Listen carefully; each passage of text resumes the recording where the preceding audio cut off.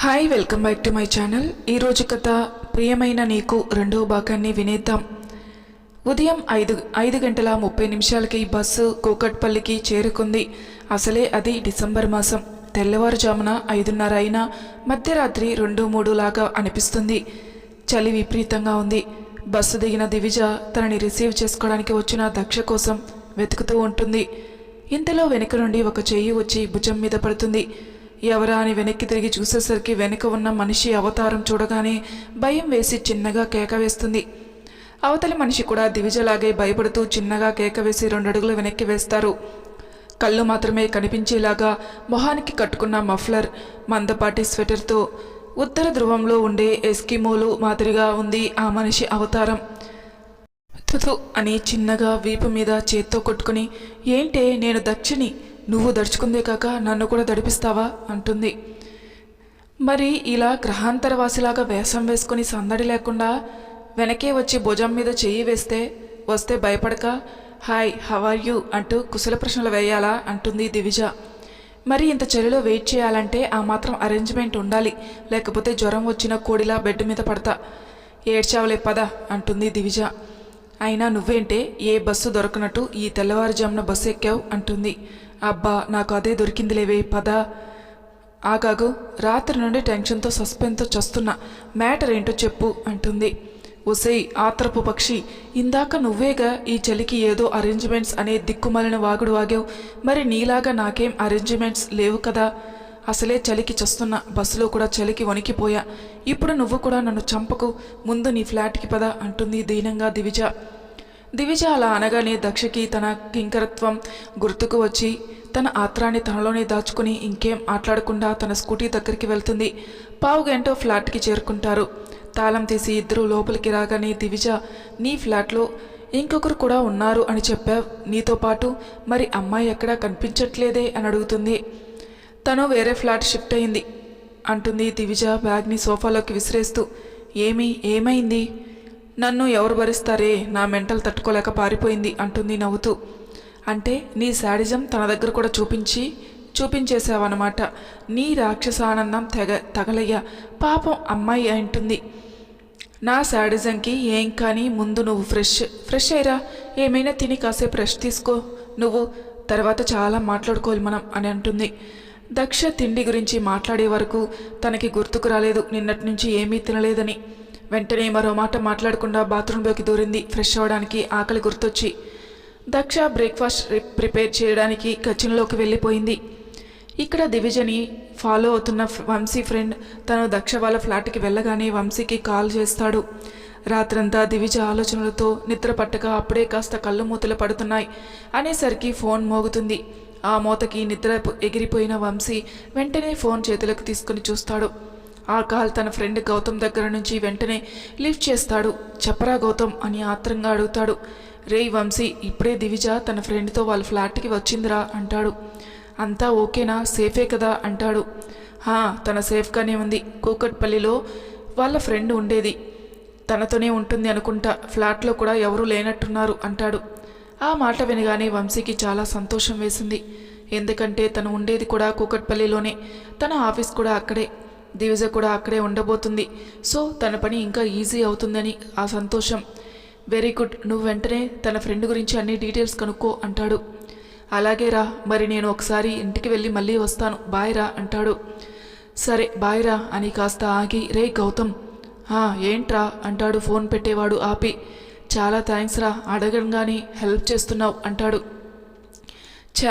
మనలో మనకి థ్యాంక్స్ ఏంట్రా బావా, నీ వైఫ్ నా చెల్లి కాదా, తన సేఫ్టీ నాకు ముఖ్యం కాదా. సరేరా, నేను మళ్ళీ మ్యాటర్ కనుక్కొని కాల్ చేస్తాను, ఇప్పుడు ఇంటికి పోతున్నా, అసలే చాలా చలిగా ఉంది, ఉంటా మరి అని కాల్ కట్ చేస్తాడు. వంశీ కూడా నవ్వుతూ సరేరా బాయ్ అంటూ ఫోన్ పెట్టేసి పక్కకు చూసేసరికి జయేంద్ర తనని చూస్తూ ఉంటాడు. ఏంటి బావా అప్పుడే లేచావా అంటాడు వంశీ ఆశ్చర్యంగా. మా మెంటల్ది పెట్టిన టార్చర్కి అసలు నిద్ర ఎక్కడ పట్టింది బావా, ఏదైనా ఒంటరిగా ఉన్నానని నైట్ని నీ దగ్గరికి వచ్చా, అప్పుడే నిద్రదేవి ఆవహిస్తూ ఉంది, నీ ఫోన్ మోగింది, నువ్వు ఆత్రంగా ఫోన్ మాట్లాడుతుంటే నిన్నే చూస్తూ ఉన్నా అంటాడు నవ్వుతూ. అంటే బావా అది అని నసుకుతాడు వంశీ. నీ మొహంలో 1000 క్యాండిల్స్ బల్బు చూస్తేనే తెలుస్తుంది ఆ సైకోది సేఫ్గా చేరిందని. బావా ఊరికే తనని అలా అనకు, నాకు ఏదోలా ఉంది అంటాడు వంశీ సిగ్గుపడుతూ. అబ్బో, బావగారికి ప్రేమ ఎక్కువే నా చెల్లి మీద. కానీ బావా, ఇదే మాట దాని శాడిజాన్ని పూర్తిగా చూసి అప్పుడు అను, ఒప్పుకుంటా అంటాడు. అదేంటి బావా, నీ చెల్లి అంత శాడిస్టా అంటాడు. దానిది మామూలు శాడిజం కాదు బావా, చూసావుగా ఇలా పెళ్ళయిందో లేదో అలా నిన్ను నన్ను ఇంట్లో అందరినీ పరుగులు పెట్టించింది. కాలేజీలో ఉన్నప్పుడైతే రోజుకొక గొడవ, అసలు అబ్బాయిల్ని అంటే కుక్కని విధించినట్టు విదిలించేది. నువ్వు ఎలా తట్టుకుంటావో ఏంటో అంటాడు. అంటే నీ చెల్లి ఎవరైనా ప్రేమించలేదా బావా అంటాడు. అయ్యో బావా, అది ప్రేమించినా బాగుండేది. మాకు నీకు ఇవాళ ఈ టెన్షన్ తప్పేది. ఆ దరిద్రమేదో వాడికే తగులుకుని ఉండేది. అదేంటో అందరితో బాగానే ఉండేది. ఎవడైనా ప్రేమాని దగ్గరికి వస్తే చాలు గోప పగిలిపోయేది. హిమజ చనిపోయక ముందు కానీ దాని అల్లరికే హద్దు ఉండేది కాదు. కానీ తను చనిపోయాక దివిజ చాలా డిస్టర్బ్ అయిపోయింది అని కొంచెం ఎమోషనల్ అవుతాడు.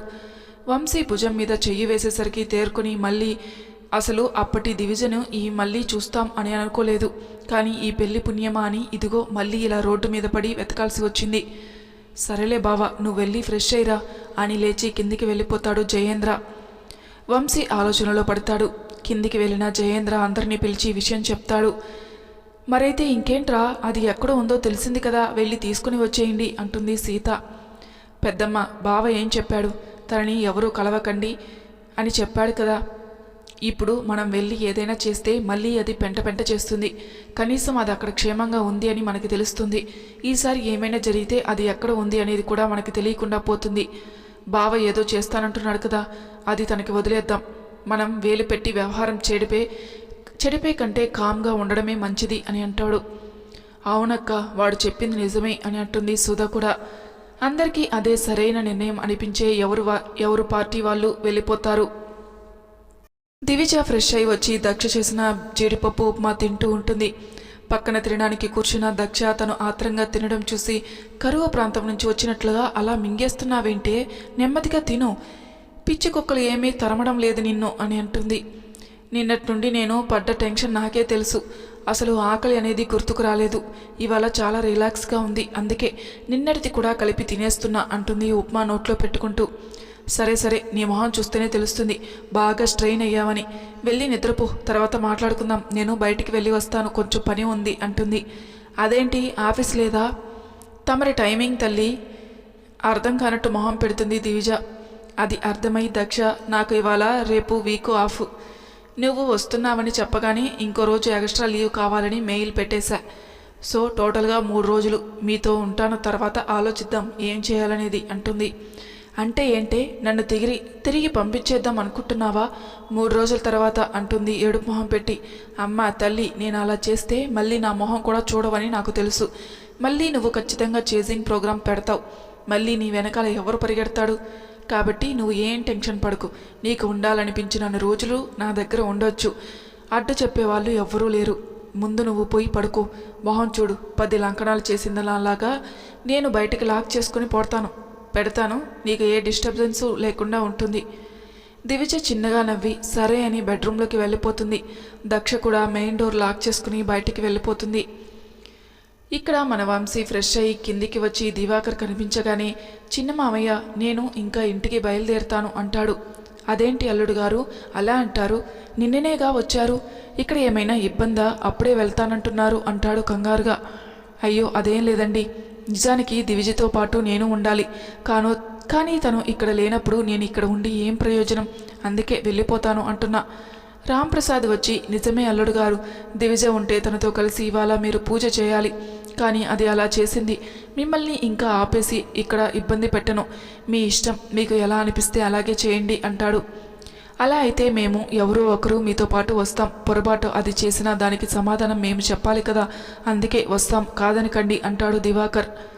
వద్దు మావయ్య, అక్కడ వాళ్ళు ఈ విషయాన్ని ఎలా రిసీవ్ చేసుకుంటారో తెలియదు. అనవసరంగా మీరు అవమానాలు పడాలి. అది నాకు ఇష్టం లేదు. అందుకే మీరు ఎవరూ రావద్దు అని ఆపేస్తాడు. అందరి దగ్గర సెలవు తీసుకుని వాళ్ళ ఇంటికి బయలుదేరుతాడు వంశీ. అతను అలా ఒంటరిగా వెళ్ళిపోయేందుకు అందరూ బాధపడతారు. అందరి మనసులు భారమవుతాయి. వంశీ ఇంటికి చేరుకునేసరికి హాల్లోని వంశీ నాన్నగారు, సురేష్ నానమ్మ, గాయత్రి కూర్చుని మాట్లాడుకుంటూ ఉంటారు. అతని ఇంట్లో అడుగు పెట్టగానే ఇద్దరు ఆశ్చర్యపోతారు ఒక్కడే రావడం చూసి. వంశీ కామ్గా వచ్చి తన బ్యాగ్ని పక్కన కుర్చీలో పడేసి వాళ్ళ నానమ్మ కాళ్ళ దగ్గర కూర్చొని తన ఒళ్ళో తలపెట్టుకుంటాడు. గాయత్రికి తెలుసు వంశీ ఏదైనా భరించలేని బాధలో ఉంటే అలా తన ఒళ్ళో తలపెట్టుకుంటాడు. సురేష్ ఏదో అనబోయేలోపు గాయత్రి ఏం మాట్లాడవద్దని చేతితో సైగ చేసింది. లోపల నుంచి వచ్చిన దేవయాని కూడా కొడుకుని చూసి ఏదో అనబోయేలోపు తనని కూడా మాట్లాడవద్దని సైగ చేసింది గాయత్రి. మెల్లిగా మనవడి తల నిమురుతూ ఏమైంది నాన్న అంటుంది లాలనగా. వంశీ మెల్లగా నానమ్మ దివిజకి ఈ పెళ్ళి ఇష్టం లేదు నానమ్మ అని అక్కడ జరిగింది తను ఏం చేసింది చెబుతాడు. సురేష్కి చాలా కోపం వస్తుంది. ఆవేశంగా ఏదో అనబోయేలోపు అది గమనించి అతని భుజం మీద చెయ్యి వేసి శాంతపడమని సైగ చేస్తుంది అతని తల్లి. తల్లి మాటకి కట్టుబడి ఏమీ మాట్లాడకుండా సైలెంట్గా ఉంటాడు. దేవయాని కూడా అత్తగారు ఏం మాట్లాడతారని చూస్తూ ఉంటుంది. ఇప్పుడు నువ్వు ఏం చెప్తావనుకుంటున్నావు నాన్న అని అడుగుతుంది. దివిజకి కొన్ని భయాలున్నాయి నానమ్మ, అవి పోగొట్టగలిగితే తను నా దగ్గరికి తప్పకుండా వస్తుంది. నేను అదే చేయాలి అనుకుంటున్నాను అంటాడు. అంటే ఏం చేస్తావు నాన్న అంటుంది అర్థం కాక. చెప్పను నానమ్మ, నాకు కొంత టైం కావాలి. అప్పటి వరకు నన్ను ఎవరు ఏమీ అడగవద్దు. నేను ఇవాళ హైదరాబాద్ వెళ్తున్నాను అని పైకి లేస్తాడు. గాయత్రి అతని చేయి పట్టుకుంటుంది. ఆవిడ ఆలోచన అర్థమై భయపడకండి నాయనమ్మ, విపరీతాలు ఏమీ జరగవు. మీకు నా మీద నమ్మకం ఉంటే నన్ను వెళ్ళనివ్వండి అని బ్యాగ్ ప్యాక్ చేసుకోవడానికి తన గదికి వెళ్ళిపోతాడు. వంశీ అటు వెళ్ళగానే సురేష్ ఎందుకమ్మా నన్ను ఆపావు, వాళ్ళు ఇలా చేస్తారని ఇంకా ఏదో అనబోయేలోపు గాయత్రి మధ్యలోనే ఆపి ఏమని అడుగుతావరా వాళ్ళని అంటుంది. సురేష్ మాట్లాడ్డు. మళ్ళీ ఆవిడే విన్నావుగా వాడు చెప్పింది, వాళ్ళు కేవలం పెళ్లి చేస్తే సరిపోతుంది అనుకున్నారు. కూతురి మనసు అర్థం చేసుకోలేని వారితో ఏం మాట్లాడతావురా? తన కూతురు చెప్పిందే వినిపించుకోలేకపోయారు. పరిస్థితిని ఇంతదాకా తెచ్చుకున్నారు. దానికి ఆ అమ్మాయి బాధితురాలు కాదురా, కాబట్టి ఆ శిక్ష తనకి వేయడం సరికాదు అని మనవాడు తనని ఇంకా ఏలుకోవడానికి సిద్ధపడ్డాడు. ఆ అమ్మాయి ఈ తరం ఆడపిల్ల కట్టిన తాళిని తీసి అవతల వేయడానికి క్షణం కూడా ఆలోచించదు. కానీ దాన్ని తీయకుండా తనతో పాటు తీసుకుపోయింది అంటే తన మనసులో ఎక్కడో ఏదో ఒక చిన్న ఆశ మిగిలే ఉండి ఉంటుంది. మనవాడు ఏదో తన ప్రయత్నం చేస్తా అంటున్నాడుగా, చెయ్యని. ఏం చేస్తాడో చూద్దాం. వాడికి ఒక అవకాశం ఇద్దాం. కుదిరితే మనం కూడా సహాయం చేద్దాం, లేదా సైలెంట్గా ఉందాం. వాడి పెళ్ళాన్ని తెచ్చుకోవడానికి వాడి తిప్పలేవో వాడి పడతాడు. నువ్వు ఇంకేం మాట్లాడుకు ఈ విషయంలో అని అక్కడి నుంచి లేచి వంశీ దగ్గరికి వెళ్ళిపోతుంది. దేవి అని భర్త పక్కన కూర్చొని అదేంటండి అత్తయ్య గారు అలా అనేసి వెళ్ళిపోయారు అంటుంది. అమ్మ ఏం చెప్పినా ఆలోచించే మాట్లాడుతుంది, కాబట్టి ఈ విషయంలో మనం మాట్లాడకపోవడమే మంచిది అంటాడు. దేవియానికి అంతా అయోమయంగా ఉంటుంది. ఇక్కడ వంశీ బట్టలు ప్యాక్ చేస్తూ ఉంటాడు. గాయత్రి నేరుగా వచ్చి వంశీ మంచం మీద కూర్చుంది. అతను చాలా సీరియస్గా మొహం పెట్టుకుని ఉంటాడు. ఒకసారి అతని మొహంలోకి చూసి ఏరా మనవడా, నీ పెళ్ళం పారిపోతుందని అనుమానం ఉన్నప్పుడు ఆపొచ్చు కదరా, ఎందుకు పారిపోనిచ్చావు? నీ ఫ్రెండ్కి ఎందుకు పని పెట్టావు? ఇప్పుడు నువ్వు ఎందుకు శ్రమ పడుతున్నావు అంటుంది. నానమ్మ, ఇప్పుడు మీరు ఏమీ అడిగినా దానికి నేను సమాధానం చెప్పలేను. దయచేసి నన్ను ఏమీ అడగకండి అంటాడు. గాయత్రి చిన్నగా నవ్వుకుని అక్కడి నుండి లేచి వెళ్ళిపోతుంది. వంశీ టికెట్ బుక్ చేసుకోవడానికి బయటికి వెళ్ళిపోతాడు. ఇక్కడ మన దివిజ గారు మాత్రం కుంభకర్ణుడి కజిన్ సిస్టర్ లెవెల్లో నిద్రపోతూ ఉంటుంది. ఉన్నట్టుండి ఎందుకు తన చుట్టూ ఏదో తిరుగుతున్నట్లుగా అనిపించి ఒక్కసారిగా నిద్ర నుంచి మేలుకొని కళ్ళు తెరుస్తుంది. అంతే అరుస్తూ లేస్తుంది. తన చుట్టూ అమ్మాయిలు అబ్బాయిలు కలిపి ఒక 6 కూర్చుని తన వైపే చూస్తూ ఉంటారు. ఒక్కసారిగా నిద్ర నుంచి మేలుకొని వాళ్ళని అలా చూసేసరికి దడుచుకుంటుంది. ఏంటే దెయ్యాల్లా కనపడుతున్నానా, అంతలా అరుస్తున్నావు అంటాడు ధీరజ్. పిశాచి మొహాలు వేసుకుని మొహంలో మొహం పెట్టి చూస్తుంటే భయపడక గంతులు వేయమంటావా? అందరూ నవ్వుతారు. మళ్ళీ తనే, అయినా మీరంతా ఎప్పుడు వచ్చారు? నేను వచ్చానని మీకెవరు చెప్పారు? అక్కడ ఉన్న 6 దక్ష దివిజల ఫ్రెండ్స్. దివిజ, దక్ష, ధీరజ్, రమ్య, వాసు, సందేశ్, రుద్ర నూతన్ ఈ 8 మంది కలిపి చదువుతున్నారు. అంతా ఒకే చోట ఉండాలి అనుకుని హైదరాబాదులో ఉద్యోగాలు తెచ్చుకుని సెటిల్ అయ్యారు. ఒక్క దివిజ తప్ప. అందరినీ ఇంత సడన్గా చూసేసరికి దివిజకి కొంచెం అయోమయంగా ఉంటుంది. మేడం, అంతలా చించుకోకండి, నేనే అందరినీ పిలిచాను అంటుంది దక్ష కాఫీ తాగుతూ. రమ్య మిగతా అందరికీ కూడా కాఫీ కప్ తీసుకుని వచ్చి ఇస్తుంది. అందరూ కాఫీ తాగుతూ ఉంటే దివిజ, ఇప్పుడు వీళ్ళని ఎందుకు పిలిచావు అని అంటుంది. కొత్త పెళ్ళికూతురిని ఆశీర్వదించిపోవడానికి పిలిచింది అంటాడు నూతన్. దివిజ అతని వైపు కోపంగా చూసింది. ఏం పిలవకూడదా అంటాడు రుద్ర. అయితే గీతే పెళ్ళికి ముందు పారిపోవాలి కానీ పెళ్లి చేసుకుని పారిపోవడం ఏంటి తింగరి అంటాడు సందేశ్. రేయ్ దాన్ని విసిగించకండిరా, అది చెప్తుందిలే, కొంచెం రిలాక్స్ అవ్వండి అంటుంది దక్ష. సరేలే మేడం గారి ఆర్డర్ అంటాడు ధీరజ్ నమస్తే పెడుతూ. రమ్య వాడి తలపై ఒక్కటి పీకుతుంది. కాసేపు అందరూ కబుర్లు చెప్పుకున్నాక సందేశ్ అంటాడు, పాపా దివి, ఇప్పటికన్నా తమరి చైత్రయాత్ర గురించి చెప్తారా? ఇక్కడ అందరం టెన్షన్తో తలలు పగలగొట్టుకునేలా ఉన్నాం అంటాడు. దివిజ సైలెంట్గా ఉంటుంది, ఏమీ మాట్లాడకుండా. రుద్ర దివిజ పక్కకి వచ్చి కూర్చొని, ఏమైందో నువ్వు చెప్పకుంటే ఎలా తెలుస్తుంది? అసలు పెళ్ళి అని కూడా మాకు చెప్పలేదు. అయినా మేము ఎవరిని ఏమీ అనలేదు, ఎందుకంటే మీ నాన్నగారి గురించి బాగా తెలుసు కాబట్టి. ఇప్పటికైనా చెప్పు ప్లీజ్, ఎందుకు వచ్చేసావు అంటాడు దివిజ చేతిని తన చేతుల్లోకి తీసుకుంటూ. దివిజ మెల్లిగా, నాకు ఈ పెళ్ళి ఇష్టం లేదని చెప్పాను. అయినా ఎవరూ వినిపించుకోలేదు. కనీసం నన్ను అతనితో మాట్లాడనివ్వలేదు. అతను ఎలాంటి వాడో తెలియదు. నాన్న కనీసం తన గురించి తెలుసుకున్నారో లేదో తెలియదు. సడన్గా 1 వీక్లో పెళ్ళి అనేశారు. అక్క చనిపోయి సరిగ్గా 7 నెలలు. ఇప్పటికీ సంవత్సరం కూడా కాకముందే వాళ్ళకి నా పెళ్ళి ముఖ్యమైపోయింది. ఇప్పుడు అక్క చనిపోయిన టైం మంచిది కాదని చెప్పారంట. అందుకే చావు జరిగిన ఇంట్లో శుభకార్యం చేయాలి అంటే నాకు పెళ్లి ఏర్పాట్లు చేశారు.